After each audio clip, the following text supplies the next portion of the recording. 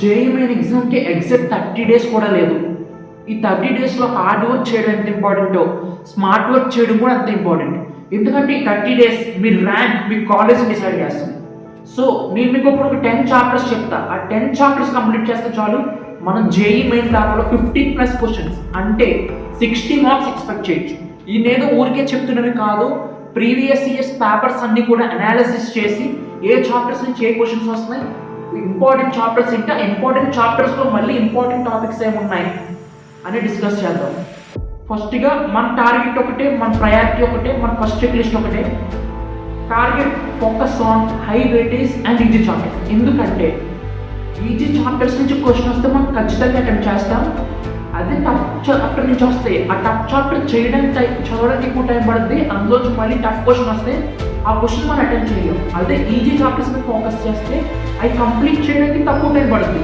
దాని నుంచి easy questions వస్తాయి. So high weightage. సో ఇక్కడ ఒకటి పాయింట్ అయితే క్లియర్. ఎప్పుడైతే మనం ఈజీ చాప్టర్స్ మీద ఫోకస్ చేస్తామో low input and high output. So నేను ఇప్పుడు మీకు చెప్పే చాప్టర్స్ మీ చెక్ లిస్ట్లో చెక్ అయ్యి ఉన్నాయో చెక్ చేసుకోవాలి. ముందుగా ఇన్ఆర్గానిక్ కెమిస్ట్రీ చూద్దాం. జేఈ మెయిన్ 2025లో టోటల్ 19 పేపర్స్ కండక్ట్ చేశారు. బోత్ జనవరి అండ్ ఏప్రిల్. 2024లో టోటల్ 20 పేపర్స్ కండక్ట్ చేశారు. 2023లో 24 పేపర్స్ కండక్ట్ చేశారు. టోటల్ 63 పేపర్స్ కండక్ట్ చేశారు. సో ఫస్ట్గా చూడవలసిన చాప్టర్ ఏంటంటే కోఆర్డినేషన్ కాంపౌండ్స్. కోఆర్డినేషన్ కాంపౌండ్స్ 2025లో 43 క్వశ్చన్స్, 2024లో 48 క్వశ్చన్స్, 2023లో 47 క్వశ్చన్స్. టోటల్గా ఒక పేపర్కి పర్ పేపర్ అంటే టోటల్ క్వశ్చన్స్ బై 63 వేస్తే పర్ పేపర్కి మోర్ దెన్ 2 క్వశ్చన్స్ వస్తున్నాయి. అంటే కోఆర్డినేషన్ కాంపౌండ్స్ చాప్టర్ నుంచి మనం 2 క్వశ్చన్స్ ఎక్స్పెక్ట్ చేయొచ్చు. కోఆర్డినేషన్ కాంపౌండ్స్ చాప్టర్ చాలా ఈజీ చాప్టర్. సో మీ ప్రిపరేషన్ ఏ లెవెల్లో ఉన్నా సరే ఈ చాప్టర్ చెక్ లిస్ట్ చేసుకోండి. Next chemical bonding and molecular structure. Next ఇది కూడా ఇంపార్టెంట్ చాప్టర్. దీని నుంచి కూడా మనం 2 క్వశ్చన్స్ ఎక్స్పెక్ట్ చేయొచ్చు. డి అండ్ ఎఫ్ బ్లాక్ నుంచి 1 to 2 క్వశ్చన్స్ ఎక్స్పెక్ట్ చేయొచ్చు. పీ బ్లాక్ ఎలిమెంట్స్ కొంచెం లెందీ చాప్టర్. 15, 16, 17, 18 ఇవన్నీ చదవాలి. 13, 14 గ్రూప్స్. సో కొంచెం టైం ఎక్కువ పడుతుంది. సో మనకు అంత టైం లేదు కాబట్టి పీ బ్లాక్ ఎలిమెంట్స్ మీరు స్కిప్ చేసేయండి.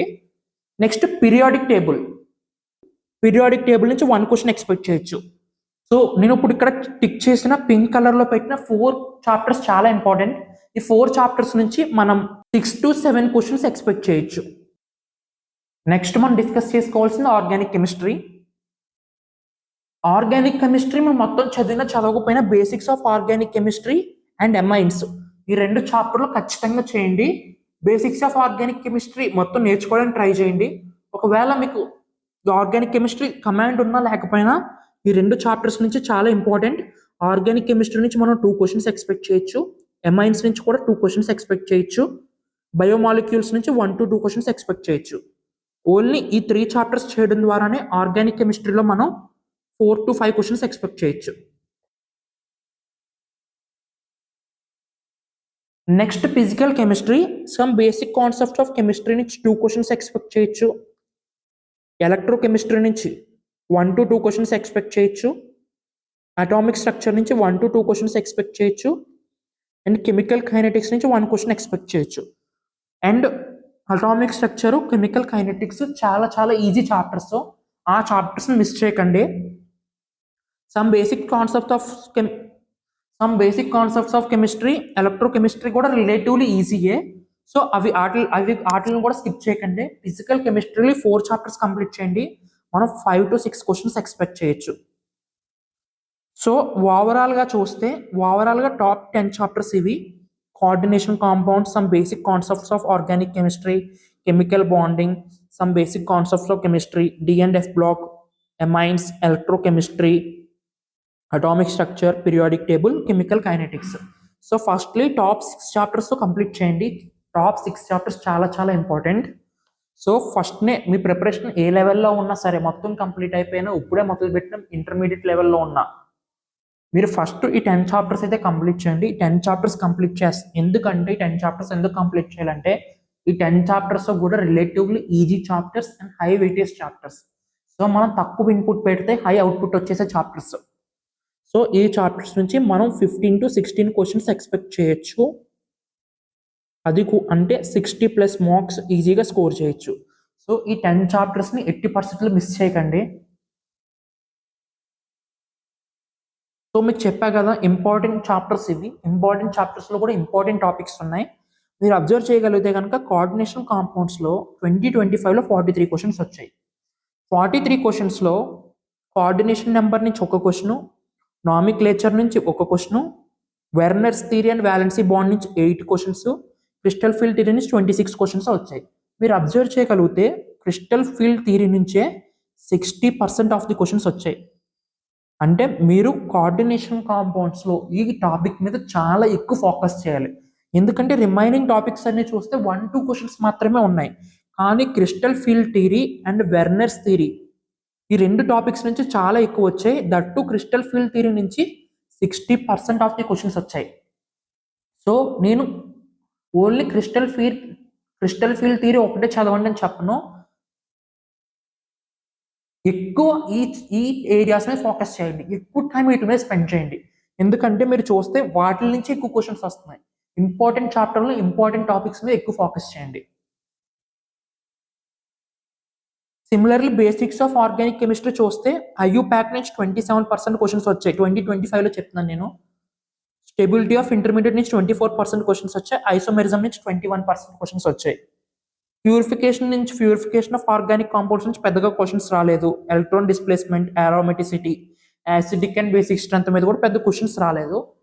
సో ఫస్ట్ ఇంపార్టెంట్ చాప్టర్స్లో ఇంపార్టెంట్ టాపిక్స్ మీద ఎక్కువ టైం స్పెండ్ చేయండి. అవి పర్ఫెక్ట్గా నేర్చుకోవడానికి ట్రై చేయండి. సో క్వశ్చన్ రావడానికి ఛాన్సెస్ ఇంకా ఎక్కువ పెరుగుతాయి. ఇంపార్టెంట్ చాప్టర్స్ చేస్తే మీకు క్వశ్చన్ వచ్చే వెయిటేజ్ ఎంత పెరుగుద్దో, ఇంపార్టెంట్ చాప్టర్స్లో ఇంపార్టెంట్ చాప్టర్లో ఇంపార్టెంట్ టాపిక్స్ చేస్తే దాని వెయిటేజ్ ఇంకెంత పెరుగుద్ది. ఇంకా ఇంపార్టెంట్ చాప్టర్స్లో ఇంపార్టెంట్ టాపిక్స్ చేస్తే దాని వెయిటేజ్ ఇంకా పెరుగుద్ది. సిమిలర్లీ కెమికల్ బాండింగ్ గురించి మాట్లాడుకుంటే కెమికల్ బాండింగ్లో టోటల్ 20 క్వశ్చన్స్ వచ్చాయి 2025లో. And hybridisation and VSEPR theory నుంచే 10 క్వశ్చన్స్ వచ్చాయి. అంటే ఈ టాపిక్ ఎంత ఇంపార్టెంట్ అర్థం చేసుకోండి. రిమైనింగ్ టాపిక్స్ నుంచి అయానిక్ కోవలెంట్ వీటి నుంచి అసలు క్వశ్చన్సే రాలేదు. ఎలక్ట్రాలిసిస్ 1 క్వశ్చన్, రిమైనింగ్ టాపిక్స్ నుంచి 1-2 క్వశ్చన్స్ వస్తున్నాయి. కానీ హైబ్రిడేషన్ అండ్ విస్పర్ థియరీ నుంచి మాత్రం 10 క్వశ్చన్స్ వచ్చాయి. అంటే ఈ topic very very very important. Some basics concept of chemistry నుంచి, మోల్ కాన్సెప్ట్స్ నుంచి ఎక్కువ క్వశ్చన్స్ వస్తున్నాయి. కాన్సన్ట్రేషన్ టర్మ్స్ నుంచి ఎక్కువ క్వశ్చన్స్ వస్తున్నాయి. నెక్స్ట్ ఎమైన్స్ నుంచి diazonium salt and nitrogen containing compounds వస్తున్నాయి. సో ఈ విధంగా మీకు ప్రతి చాప్టర్లోనే ఇంపార్టెంట్ టాపిక్స్ కావాలి అని అంటే నేను కింద డిస్క్రిప్షన్లో ఒక పీడిఎఫ్ పెట్టే చూడండి. ఆ పీడిఎఫ్లో మీకు ఏ చాప్టర్ నుంచి ఎన్ని ఇంపార్టెంట్ క్వశ్చన్స్ వచ్చాయి. సో మీకు ఇలా ప్రతి చాప్టర్కి ఇంపార్టెంట్ టాపిక్స్ కావాలంటే